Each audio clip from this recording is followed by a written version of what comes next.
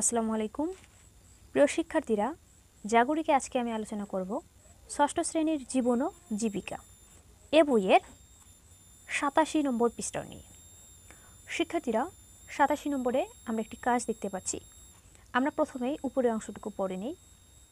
এখানে দেখো কি বলা হচ্ছে, তাহলে এবার চলো তোমার পছন্দ ও দক্ষতাসমূহ বিবেচনা করে ভবিষ্যতে তুমি কি কি করতে চাও বা কি কি হতে চাও তার একটি তালিকা তৈরি করি।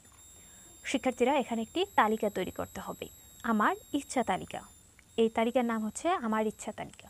শিক্ষার্থীরা, এই তালিকাটি তোমরা কিভাবে পূরণ করবে আমি তার একটি নমুনা তোমাদের দেখাচ্ছি।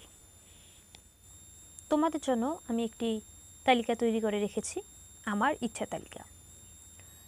1 নম্বরে আমি যা হতে চাই। আমি যা হতে চাই এখানে লিখেছি সমাজসেবক। আমি সমাজসেবক হতে চাই। আমি যা করতে চাই, সমাজসেবক হতে হলে কি করতে হবে? আমি কি করতে চাই? বিনামূল্যে শিক্ষাদান, অসহায় ও দরিদ্রদের সহায়তা দান, যে কোনো দুর্যোগে দুর্গতদের পাশে থাকা।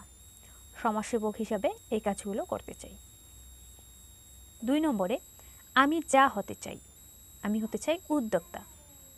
আমি যা করতে চাই, উদ্যোক্তা হতে হলে যা করতে হবে এবং যা করতে চাই, পড়াশোনা শেষ করে নিজে উদ্যোক্তা হব, যেন অন্যদের কর্মসংস্থানের ব্যবস্থা করতে পারি, দেশের অর্থনৈতিক উন্নয়নে অবদান রাখতে পারি।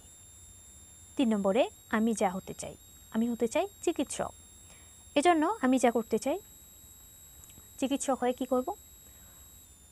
হাসপাতাল গড়ে তুলে দেশের অসহায় ও দরিদ্রদের মাঝে বিনামূল্যে চিকিৎসা সেবা দিতে চাই। সর্বশেষ 4 নম্বরে আমি যা হতে চাই, আমি এবার হতে চাই ফ্যাশন ডিজাইনার। আমি যা করতে চাই, এই যে ফ্যাশন ডিজাইনার হব, ফ্যাশন ডিজাইনার হয়ে আমি যা করতে চাই, ফ্যাশন ডিজাইনের উপর ডিগ্রি অর্জন করে মানুষের রুচি পছন্দ অনুযায়ী স্বল্প মূল্যে পোশাক তৈরি করে বাজারজাত করা। এই কাজটি আমি করতে চাই ফ্যাশন ডিজাইনার হিসাবে। শিক্ষার্থীরা, আমার ইচ্ছা তালিকাটি আমি তোমাদের সাথে শেয়ার করলাম। তোমরা ঠিক এইভাবে এই তালিকাটি তৈরি করবে। শিক্ষার্থীরা, এই তালিকাটি তোমরা দেখে নিলে, আমরা পড়ে নেই এরপর কি দেওয়া আছে। নিজেকে নিয়ে তোমার যেমন অনেক পরিকল্পনা বা স্বপ্ন রয়েছে, তেমনি তোমাকে নিয়ে হয়তো তোমার মা বাবা, ভাই বোন, পরিবারের অন্য কোনো সদস্য এবং বন্ধুবান্ধবের অনেক স্বপ্ন থাকতে পারে।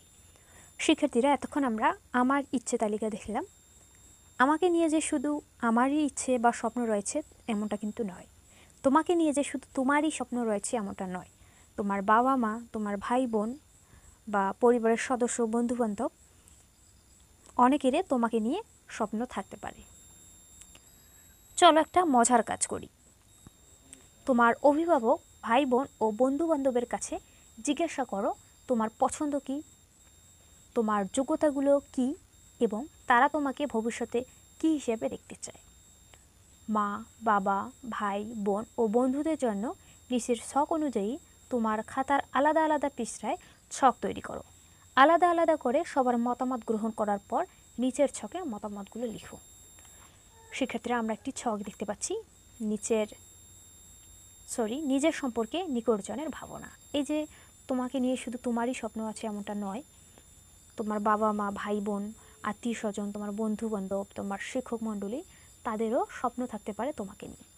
তো তুমি জিজ্ঞাসা করবে তাদেরকে, তাদের সাথে আলোচনা করে নিচে যে ছকটি আছে এটি পূরণ করবে। তো শিক্ষার্থীরা, এই ছকটি তোমরা কিভাবে পূরণ করবে, নমুনা একটি ছক আমি পূরণ করে আগামী ক্লাসে তোমাদের দেখাবো। শিক্ষার্থীরা, সেই ক্লাসটি দেখার আমন্ত্রণ জানিয়ে আজ এখানেই শেষ করছি। ধন্যবাদ সবাইকে।